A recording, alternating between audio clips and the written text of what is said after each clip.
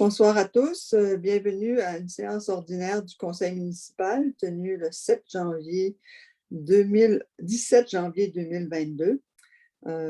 Afin d'ouvrir la séance, j'aimerais que chacune des personnes qui participent à cette rencontre en Zoom de ce conseil se présente. Danny Chenard. Frédéric Landry. Carl Garon. Michel Marquis. Manon Bélanger. Et Madame Desjardins, la directrice de notre municipalité. Donc, j'aimerais inviter Madame Desjardins à faire la lecture et l'adoption de l'ordre du jour. Je vais faire la lecture, mais c'est pas moi qui l'adopte. Non, excusez, je comprends. Excusez. Donc, séance ordinaire du Conseil municipal tenue lundi le 17 janvier 2022. 1. Ouverture de la séance, constatation du quorum. 2. Lecture et adoption de l'ordre du jour. 3. Résolution modifiant les modalités de la tenue des séances du Conseil. 4. Adoption du procès-verbal de la séance du 6 décembre 2021. 5. Adoption du procès-verbal de la séance extraordinaire du 4 janvier 2022. 6. Suivi du procès-verbal de la séance du 6 décembre 2021. 7. Suivi du procès-verbal de la séance extraordinaire du 4 janvier 2022. 8. Approbation et autorisation des comptes à payer. 9. Rapport de la Régie intermunicipale du service des incendies. 10. Rapport d'organisme. 11. Adoption règlement numéro 254 concernant les dispositions de régie interne des séances du Conseil et le maintien de l'ordre durant les séances. 12. Avis de motion règlement relatif à la rémunération des élus. 13. Présentation et dépôt du projet de règlement numéro 335 modifiant les règlements numéro 204, 230, 210-78 et 341 relatifs à la rémunération des élus. 14. Avis de motion règlement établissant les différents taux de taxation pour l'année 2022. 15. Présentation et dépôt du projet de règlement numéro 356 établissant les différents taux de taxation pour l'année 2022. 16. Avis de motion règlement édictant le code d'éthique et de déontologie des élus municipaux. 17. Présentation et dépôt du projet de règlement numéro 357 édictant le code d'éthique et de déontologie des élus municipaux. 18. Soumission ouvrier municipal. 19. Dépôt du rapport concernant l'application du règlement sur la gestion contractuelle. 20. Offre de service de Mme France Thibault, ingénieure. 21. Résolution autorisant une compensation à M. Guy Dubé pour l'éclairage de l'enseigne de la municipalité. 22. Correspondance. 23. Autres sujets. 24. Période de questions. 25. Clôture et levée de la séance. Très bien. Est-ce qu'il y a des gens qui ont des questions, des modifications à faire à cet ordre du jour? Ça va. Il n'y a aucune modification. Donc, est-ce que je peux avoir quelqu'un pour proposer cet ordre du jour? Danny Chenard. Oui, je vous remercie. Donc, on peut passer au point 3 de l'ordre du jour qui concerne une résolution modifiant les modalités de la tenue des séances de conseil. Donc, essentiellement, c'est lié au retour de l'état d'urgence sanitaire qui a été prolongé et que depuis le 20 décembre 2021, on doit autant que possible tenir des séances à distance, enfin, sous forme de Zoom, c'est la méthode qu'on a choisie. Et donc, on va faire une résolution qui confirme que la présente séance et toute séance ultérieure, jusqu'à ce que la situation sanitaire le permette, et en considérant les règles fixées par le ministre de la Santé, soit tenue sans la présence du public et que les membres du conseil et les officiers municipaux puissent y participer par vidéoconférence. Et ensuite, que cette séance soit publicisée peut-être possible selon les règles juridiques applicables et visible sur le site web municipal à l'adresse de www.munsaintdenis.com. J'aurais besoin de quelqu'un pour proposer cette résolution. Je propose Manon. Michel Marquis. Michel Marquis, résolu à l'unanimité. Tout le monde est d'accord? Pas de problème, ça pose pas de problème. Oui. Madame Très bien. Généreux, ça prend quelqu'un pour appuyer également. Ah, Ben, Manon, j'appuie, Manon ouais. appuyait. Manon appuyait. OK, appuyé par. OK, excusez-moi. Ouais. Très bien. Donc, on peut passer donc au point 4. Je vous remercie. Adoption du procès-verbal de la séance du 6 décembre 2021. Donc, je pense que tout le monde, comme ce procès-verbal a été acheminé à chacun de vous dans les délais prescrits, vous avez eu le temps de le lire. Est-ce qu'il y en a qui ont des questions à ce stade-ci? Non. Donc, est-ce qu'il est possible d'avoir quelqu'un pour proposer l'adoption de ce procès-verbal du 6 décembre Je 2021? propose Frédéric Landry. Frédéric. Là, je n'ai pas besoin d'appuyeur si je m'abuse. Donc, résolu à l'unanimité. Je vous remercie. Il soit adopté tel que soumis aux membres, okay, tel que lors de la présente séance. On peut donc passer maintenant à l'adoption du procès-verbal de la séance extraordinaire du 4 janvier 2022. Là encore, ce procès-verbal vous a été acheminé dans les délais. Est-ce qu'il y a des questions? Non. Donc, j'aimerais avoir une personne pour adopter pour proposer l'adoption de ce procès-verbal du 4 janvier. Je propose. Oui, Charles, est-ce que tout le monde est d'accord? Ça ne pose pas de problème? Oui. Donc, très bien. Donc, nous aurions le procès-verbal du 4 janvier qui est adopté, qui concernait l'adoption de notre budget pour l'année 2022. Donc, au point 6, le suivi du procès-verbal de la séance du 6 décembre. J'ai retenu quelques points. Je vais juste prendre quelques points là, sur lesquels il y a eu des suivis. Au point 11, on faisait mention du travail du comité de développement pour l'organisation d'une activité. Donc, il y a eu un feu d'artifice le 31 décembre, mais je veux profiter de l'occasion pour féliciter les organisateurs du comité de développement. Ça a été un franc succès. On a respecté les règles de la sanitaire qui évoluaient dans exactement le 31 décembre.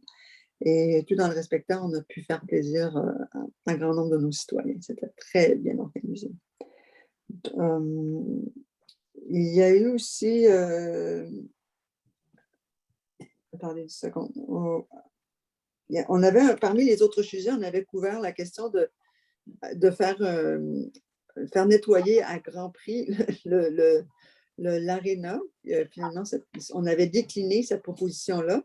Et je veux souligner que dans les jours qui ont suivi, il y a eu une mobilisation de l'association sportive et de plusieurs de vos conseillers un samedi matin qui se sont mobilisés pour nettoyer le complexe municipal, la patinoire, qui a permis ensuite de préparer la glace. Donc, encore un merci pour les bénévoles à cette occasion-là.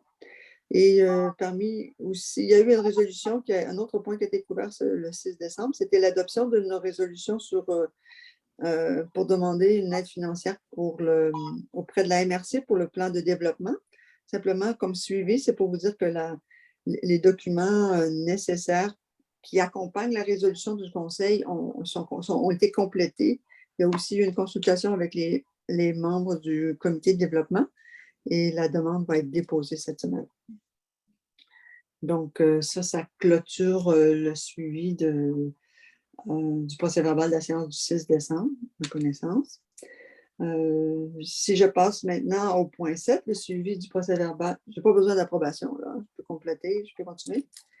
7, suivi du procès-verbal de la séance extraordinaire du 4 janvier. Donc, cette séance-là s'est déroulée par Zoom. C'était la première on devait mettre en opération cette façon de procéder pour le nouveau conseil. On est en apprentissage. Donc, ceux qui vont regarder ce Zoom ce soir en différé, ne vous surprenez pas des questions parfois qui sont soulevées dans le courant de la séance.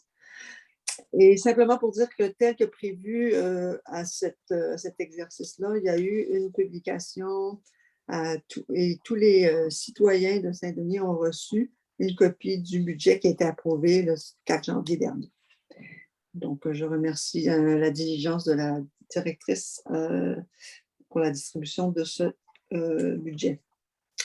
Donc, on passera au point 8, l'autorisation, approbation et l'autorisation des comptes à payer.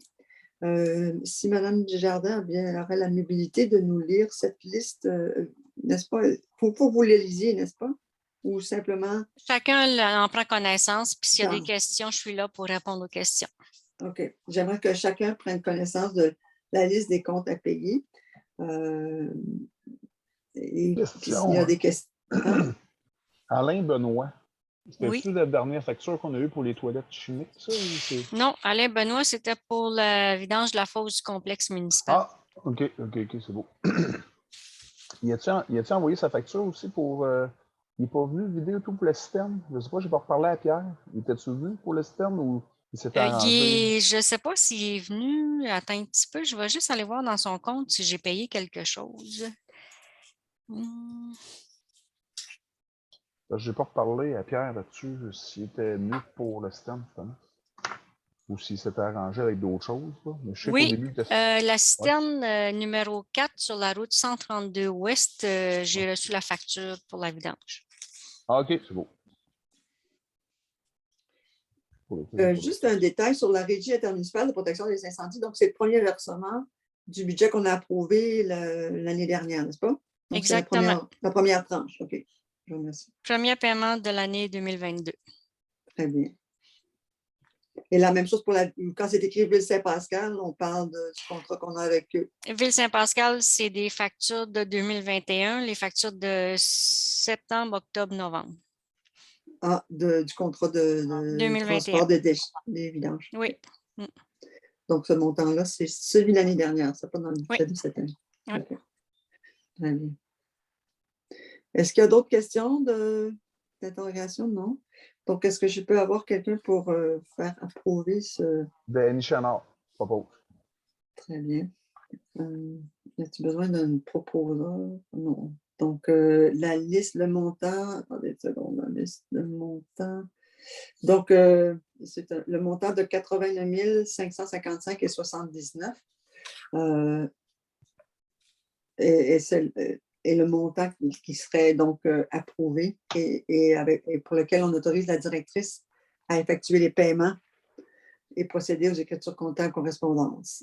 Donc, cette autorisation des comptes à payer étant faite, on peut passer au point 9 de notre ordre du jour, le rapport de la Régie intermunicipale du service des incendies. J'invite M. Chénard à nous donner les informations les plus récentes.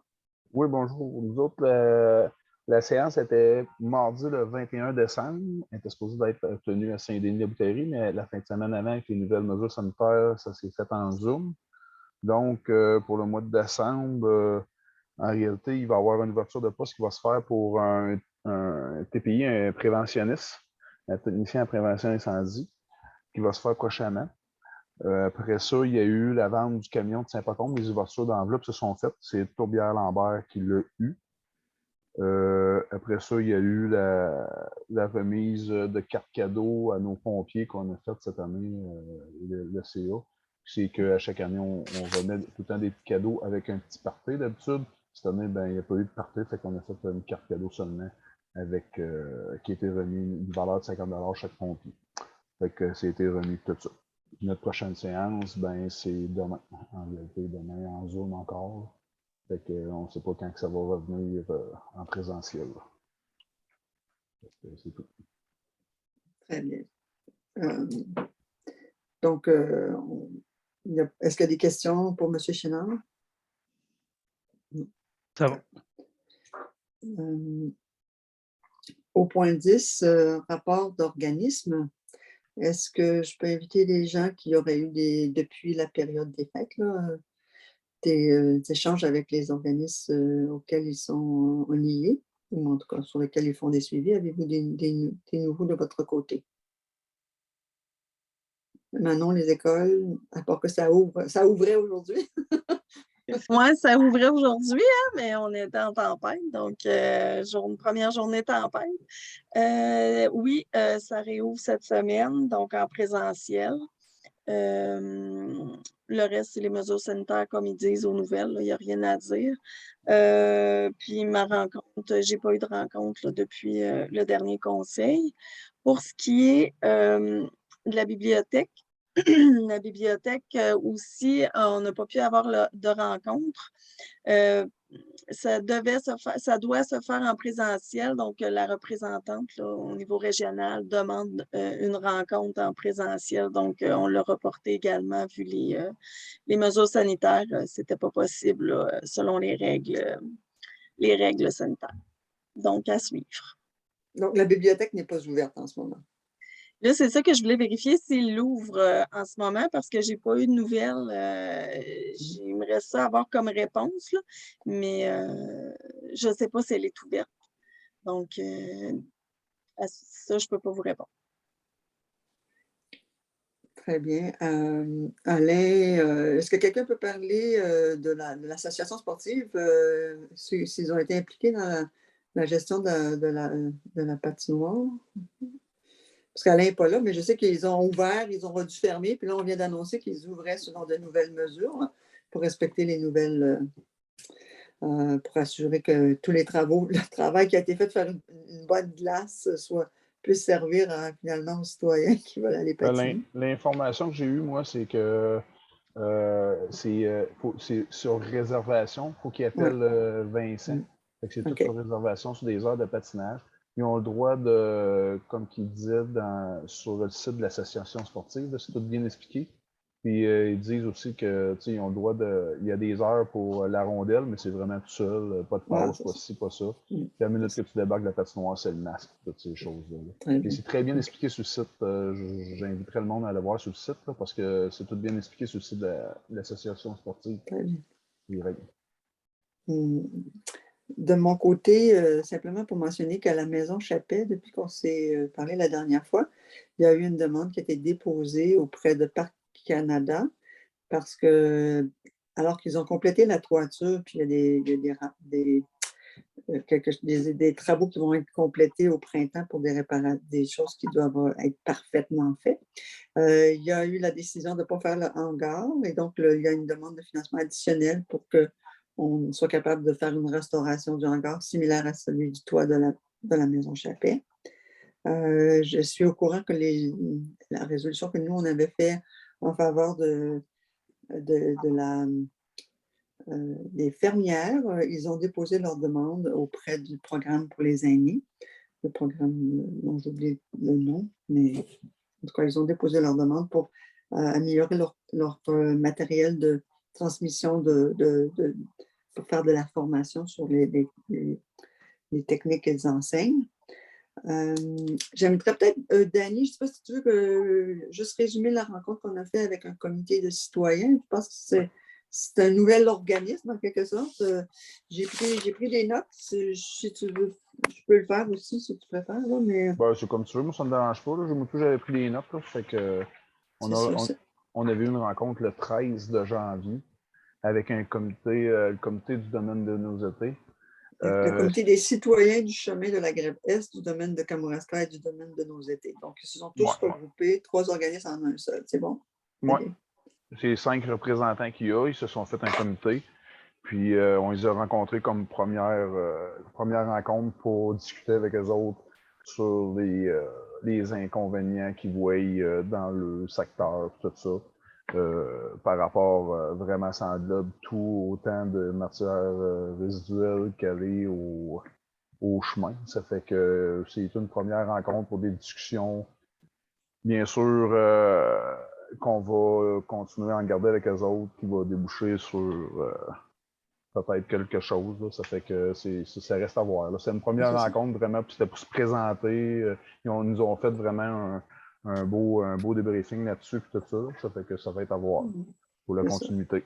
En fait, ils ont bien partagé que les priorités de leur groupe, là, qui représente maintenant 44 propriétés quand même, c'est important. La priorité de la sécurité, de l'environnement et les questions de l'entretien de leur route qu'ils ont. Donc, c'était vraiment une occasion pour se connaître, là, de faire un survol des dossiers où on pourrait peut-être jouer un rôle éventuellement. Donc, On va avoir l'occasion d'en discuter, de bâtir aussi les premiers canaux de communication, puis de regarder vraiment quelles sortes de solutions ils envisagent, puis voir la faisabilité, nous autres, de participer à aider à ces solutions-là. Donc, ça a été quand même très éclairant. Puis me donner un historique aussi. Moi, je suis nouvelle, évidemment, sur ces aspects-là. Là. Puis, mais il y a un potentiel de collaboration. Puis, évidemment, il y a beaucoup de...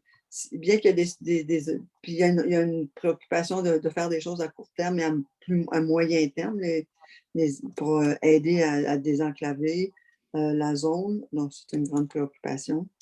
Donc, la question de la gestion des déchets, tel que mentionné Dany. Donc, c'est un début de conversation qui certainement va nous être pris en compte. Puis, nous, de la même façon, on a mentionné que dans le cadre du plan de développement, ça va être une occasion aussi pour ce groupe-là de s'insérer dans la dynamique des genres de demandes qu'ils ont pour voir de quelle façon ça va s'insérer dans le futur. Donc, s'il n'y a pas d'autres points sur le point 10 de rapport d'organisme, on va passer au point 11, l'adoption du règlement numéro 354 concernant les dispositions de régie interne des séances du Conseil et le maintien de l'ordre durant les séances. Donc, on a eu, lors de la séance du 6 décembre, le dépôt d'une motion, n'est-ce pas? Une présentation de ce projet-là. Et ce soir, on est ici pour l'adopter. Et essentiellement, ce que dit ce règlement-là, qui va être disponible à tous les citoyens dès son adoption,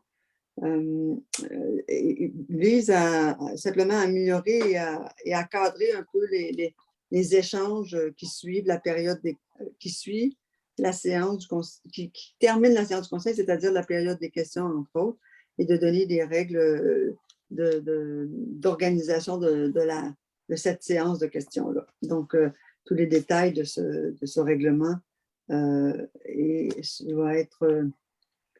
donc, l'avis de motion avait été présenté et donné par Manon Bélanger. Le projet lui-même de règlement a été déposé par M. Chénard à la séance du 6 décembre. Comme il n'y a eu aucune demande de changement au projet de règlement, on le dépose ce soir et il va être tout le monde en a pris connaissance dans les délais.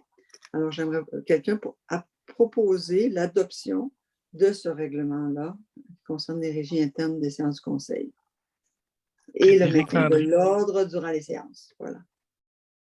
Frédéric Landry, je propose l'adoption. Michel Marquis, j'appuie.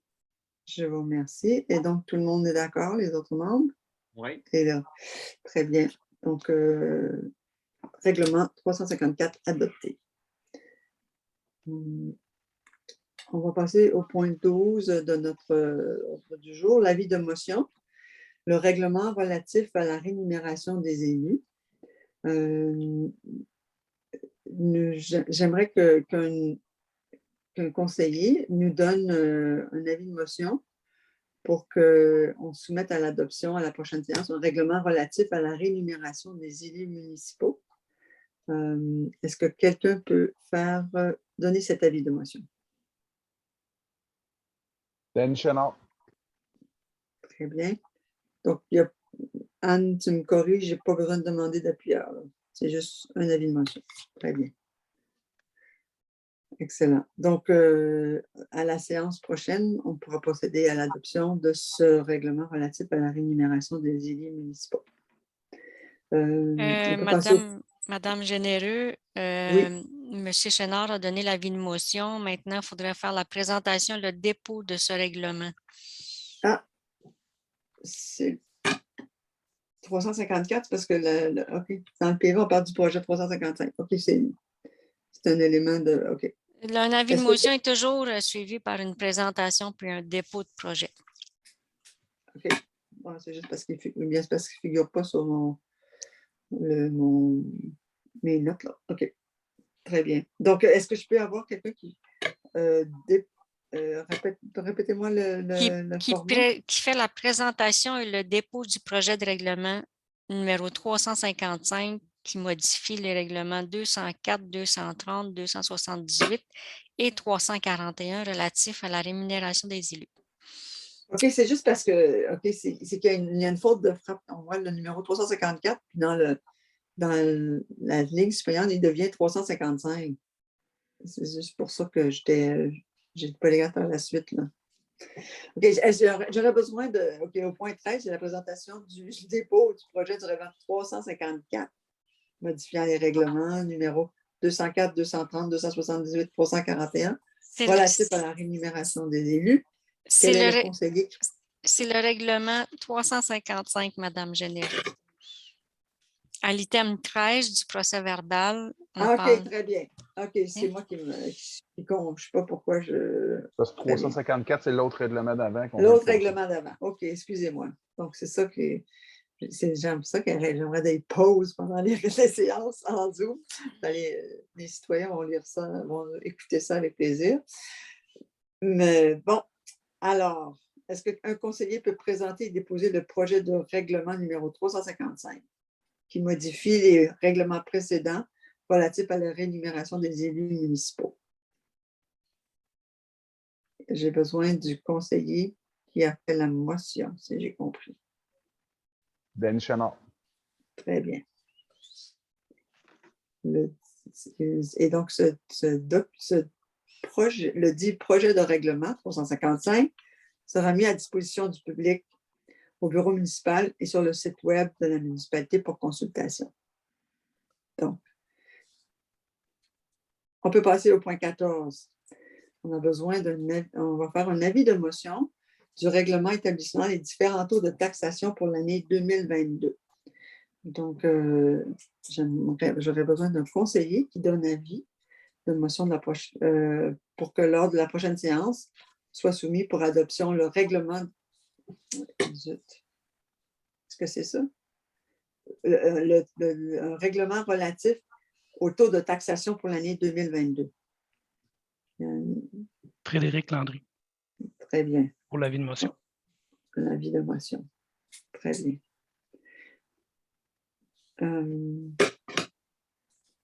On peut passer donc au point 15, Madame Desjardins?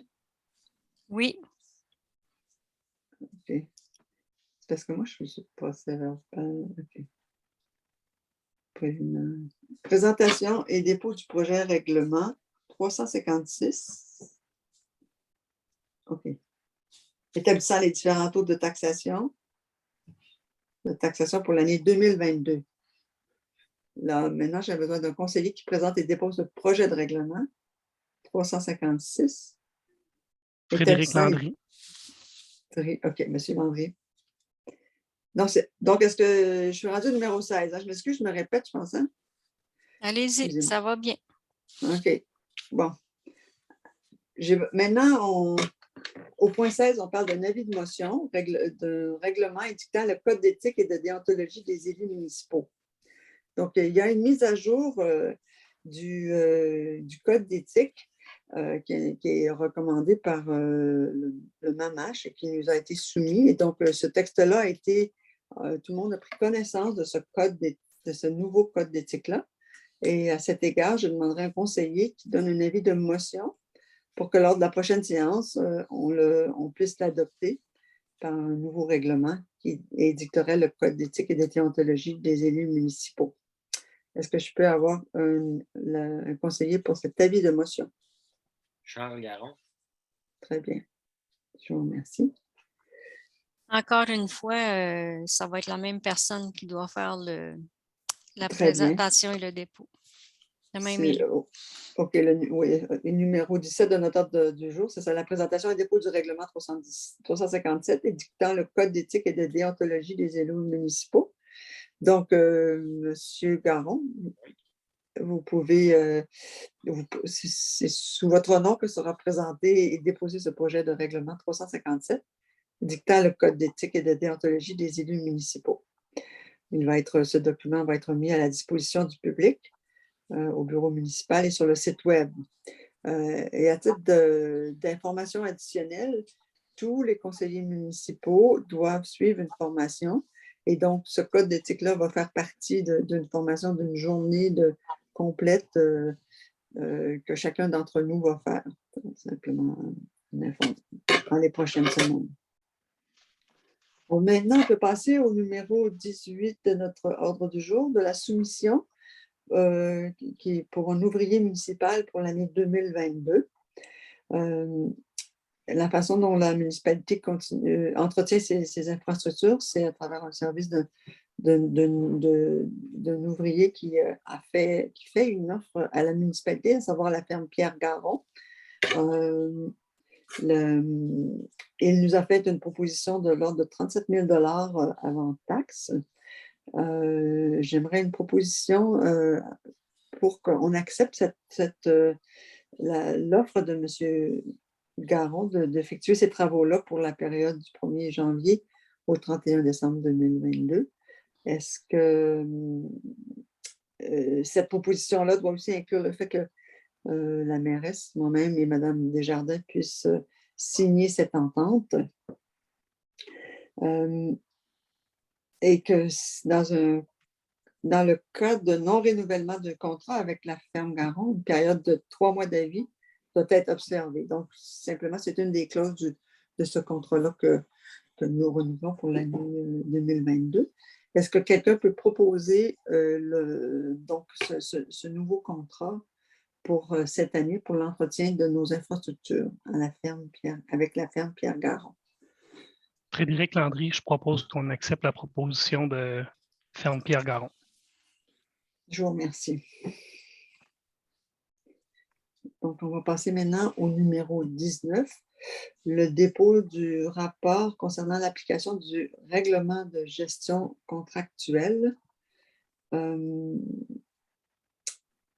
fois par année, on doit déposer un rapport concernant l'application du règlement de gestion contractuelle. Elle mentionne qu'il n'y a aucune modification n'a été apportée au règlement de gestion contractuelle. Les mesures suivantes ont été appliquées, qui favorisent le respect des lois applicables visant à lutter contre le trucage des offres.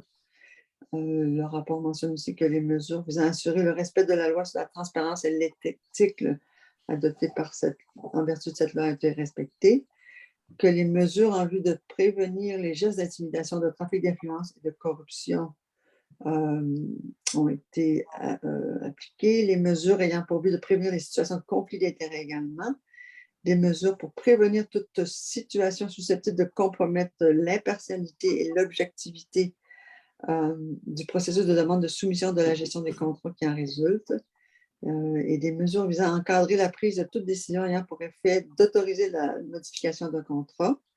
Donc, l'application des règles à l'égard des contrats de 25 000 et plus attribués de gré à gré ont été respectés. Et donc, ce rapport va être publié sur le site web municipal. Donc, il n'y a pas besoin de résolution, c'est simplement un avis que le rapport est déposé qui concerne la gestion contractuelle. Si il n'y a pas de questions, on va passer au point 20 de notre ordre du jour, l'offre de service de Mme France Thibault, ingénieure.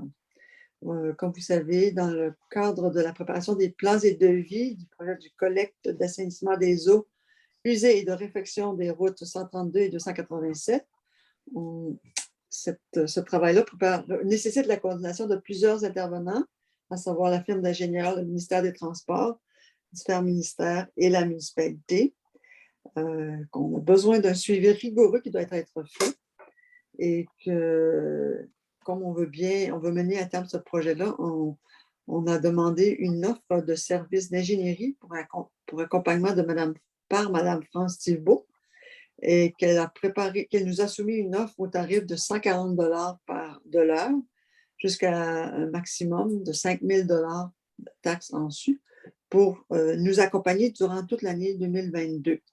Donc, j'aimerais avoir quelqu'un qui propose l'adoption de l'offre qu'elle nous a fait en novembre, c'est-à-dire Michel Marquis.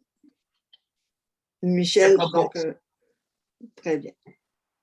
Le montant est en fait, on peut juste noter que ce support-là est admissible dans le cadre du programme Primo, c'est-à-dire qu'il peut être remboursé en dehors de l'enveloppe du budget de la municipalité. On va passer maintenant au point 21. Résolution autorisant une compensation à M. Guy Dubé pour l'éclairage de l'enseigne de la municipalité. L'enseigne de la municipalité à l'entrée ouest est éclairée et elle est sur le terrain de M. Dubé. Les coûts d'électricité proviennent des installations situées chez lui.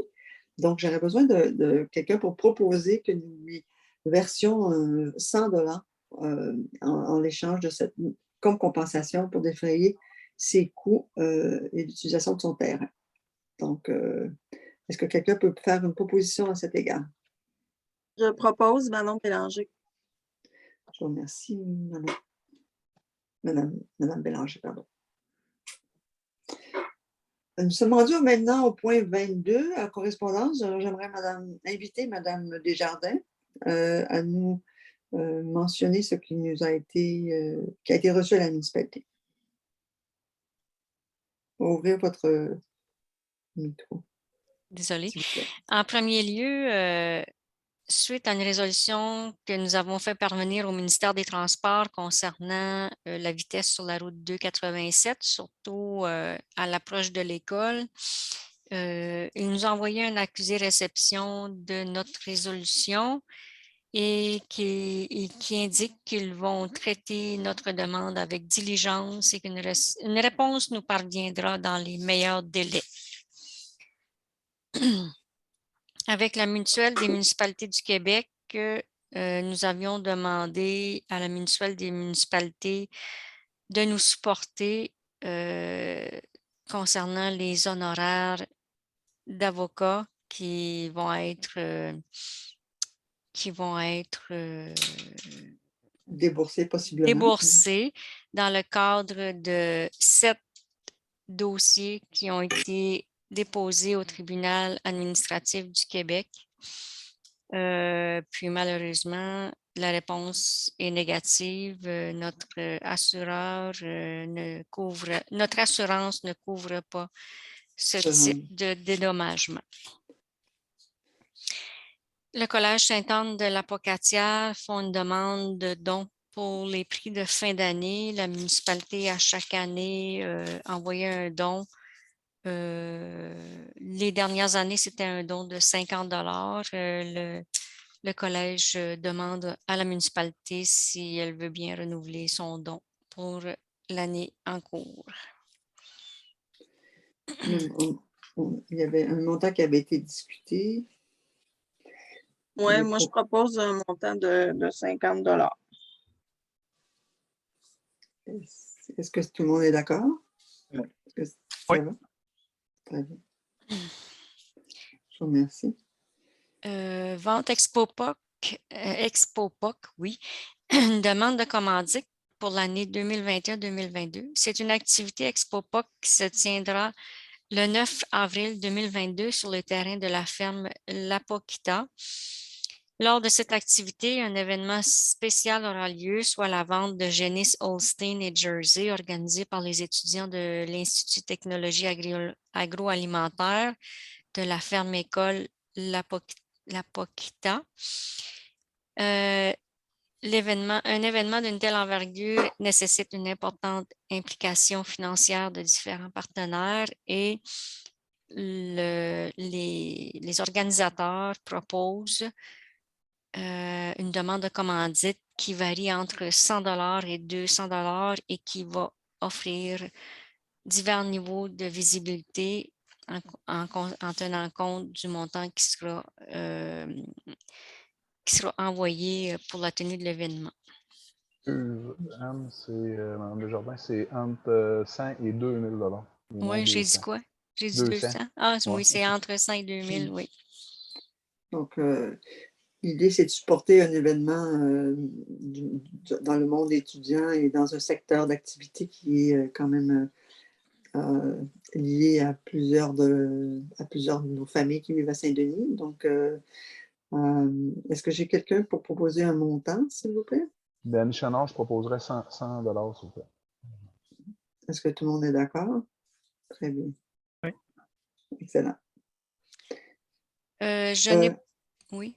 Oui, en fait, allez-y. Je n'ai pas d'autres correspondances. Toutefois, j'aurais un autre sujet, si vous me le permettez.